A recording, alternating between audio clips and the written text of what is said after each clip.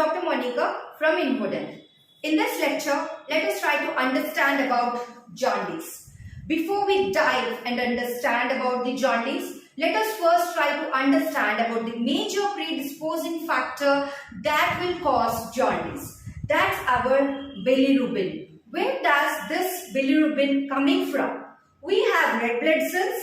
After 120 days of journey, these red blood cells will go into a very particular system called reticuloendothelial system. These reticuloendothelial systems were present in our spleen, in our liver and bone marrow. Now, in these spleen, or for example, let me draw the spleen here. We have spleen like this.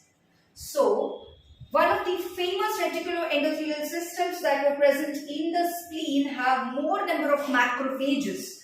These macrophages will engulf the red blood cells and the hemoglobin further deteriorates into the globulin and heme. So the globulin, being an amino acid, it is reutilized back in the production of hemoglobin and the formation of red blood cells. But the heme undergoes further metabolism in the presence of heme oxygenase. It will be deteriorated into the biliverdin, okay, leaving behind the iron content back to the circulation, which will be reutilized in the synthesis of hemoglobin again. So leaving the iron molecules back, the heme is converted into biliverdin under the presence of heme oxygenase. This biliverdin is getting further metabolized to the product called bilirubin. So this bilirubin, hero of the story, has been there now. Why is this bilirubin toxic to the human body? This metabolic byproduct or the waste product that is coming out of the hemoglobin is toxic to the human body as it may cross the tissues. This is lipophilic. We don't want this bilirubin in the body. We want it to be eliminated from the body. But this form of bilirubin, which is unconjugated form of bilirubin, is lipophilic. What does that mean? Lipophilic means it has the tendency to cross the tissues and enter into the blood-brain barrier, which causes the neurotoxicity. In infants, the elevated levels of this unconjugated bilirubin crossing the blood-brain barrier causes canitrous type of jaundice, which is very dangerous and neurotoxic. So such dangerous unconjugated bilirubin should be converted into water-soluble conjugated bilirubin and thrown out of the body. For this to happen, there should be a molecule called albumin to pick this unconjugated bilirubin into the circulation.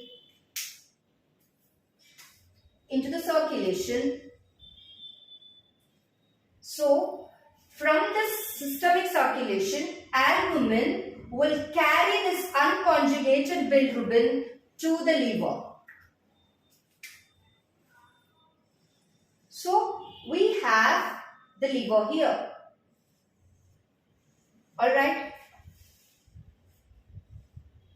So now, the unconjugated bilirubin out from the spleen is taken by the albumin, and this albumin will carry this unconjugated bilirubin to the liver for the process of conjugation. How does that happen? Let us try to understand now. Upon entering the liver, the albumin is released back into the circulation. And now this unconjugated bilirubin, what has been present, is converted into conjugated bilirubin. How?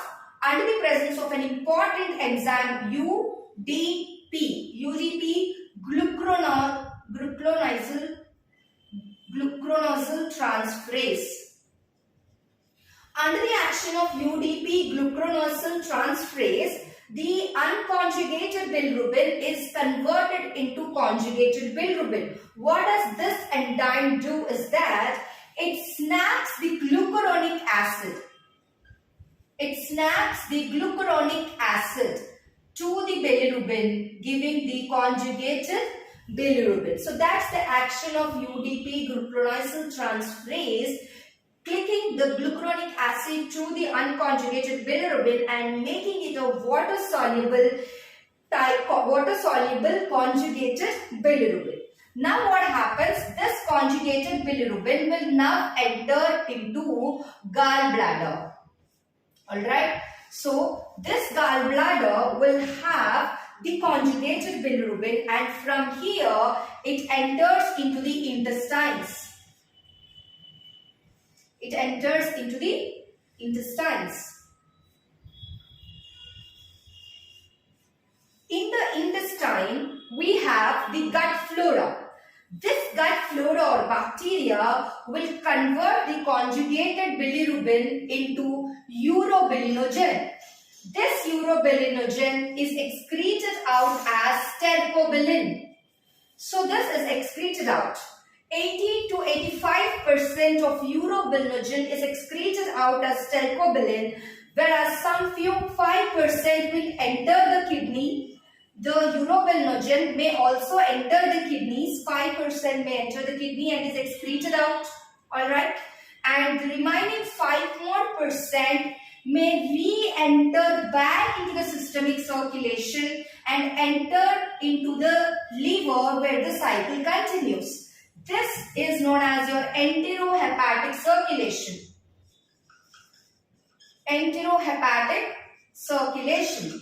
So the conjugated bilirubin enter the intestine under the action of the gut flora, gets converted into urobilinogen and is excreted out as stercobilin, or some amount may enter the kidney and is being excreted, and the 5% may re-enter back through enterohepatic circulation and back to the liver, and then the cycle continues. And this is how the metabolism of hemoglobin, and that is getting converted into bilirubin and is excreted out from the body. But what happens? The system fails. That results in hyperbilirubinemia, hyper increased bilirubinemia in the blood, resulting in the jaundice. There are several different types of jaundice which we will learn now. Let me start first with the hereditary type or mutations or due to mutations. The first and foremost type is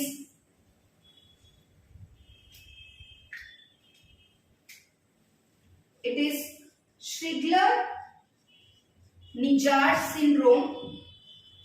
It is Crigler-Najjar syndrome. We have Gilbert syndrome. We have Dubin-Johnson syndrome, and we also have Rotter's syndrome. Remember, dear students, that Crigler-Najjar syndrome and Gilbert syndrome are associated with the mutations of one of the important gene, which is UGT1A1. So this UGT1A1 is an important gene which is necessary for the expression of UDP glucuronyl transferase.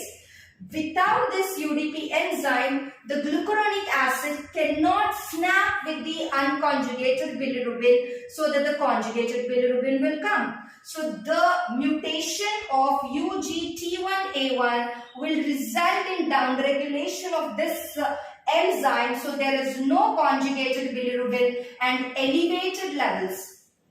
And there is elevated levels of unconjugated bilirubin that is associated with Crigler-Najjar syndrome and Gilbert syndrome. When you look into Dubin-Johnson syndrome, so there is a transport which occurs between the liver and the gallbladder where they are transporting the conjugated bilirubin. So there is a mutation in this transport system resulting in accumulation of conjugated bilirubin within the liver. Even the Rotor syndrome is associated with the accumulation of the conjugated as well as unconjugated bilirubin, but at times there is a defect or mutations here without the bilirubin entering from the enterohepatic circulation to the liver. So there is accumulation of unconjugated bilirubin that is associated with Rotors.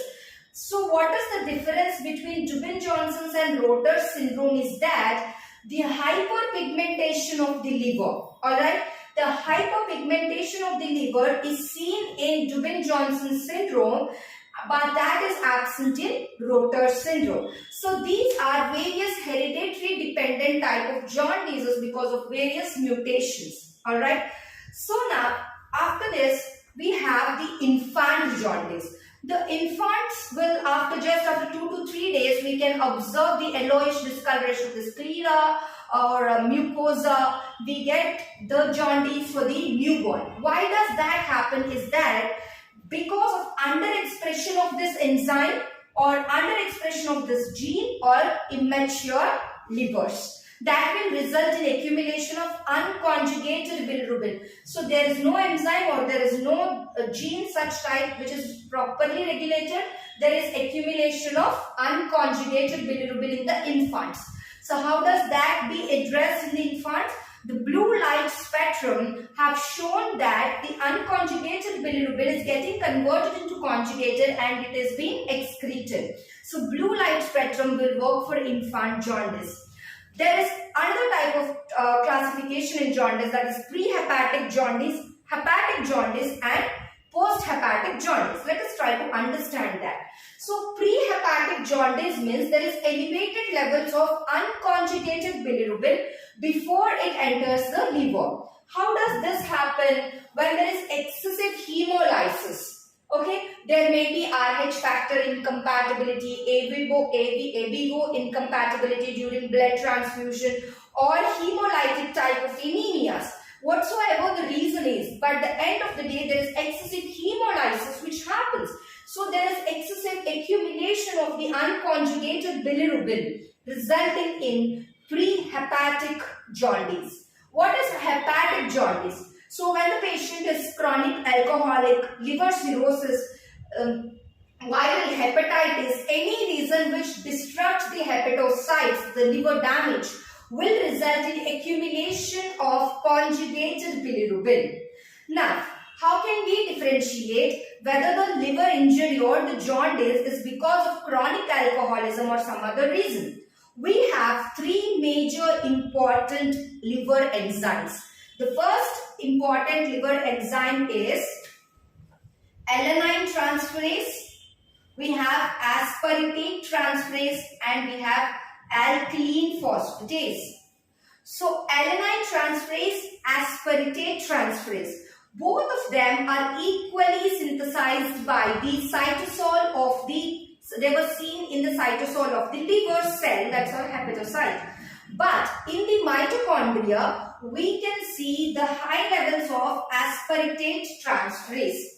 So what we should understand is, in the chronic alcoholic type of jaundice, that is because the liver damage is because of alcoholism, we have to understand that the destruction of the mitochondria is excessive and the release of aspartate transferase into the serum is more. So the elevated levels of aspartate transferase resulting in the liver damage because of the alcoholism. The ratio of aspartate transferase is high in alcoholic liver damage type of jaundice when compared to the alanine levels, alanine transferase levels in the ratio of ALT to AST.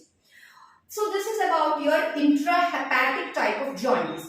When you go to the gallbladder, that is your post-hepatic type of jaundice, there is obstruction in the end of the gallbladder. There may be various causes for this obstruction in the gallbladder, but that will result in accumulation of the conjugated bilirubin and pushing that back into the circulation or into the hepatic system. This pooling up of conjugated bilirubin because of obstruction of gallbladder can be detected by raise of alkaline phosphatase levels in the liver function tests. So that's how we can understand what type of jaundice is being there in the patient. So this is all about the jaundice that we have to learn. Thank you for your patient listening. Thank you so much.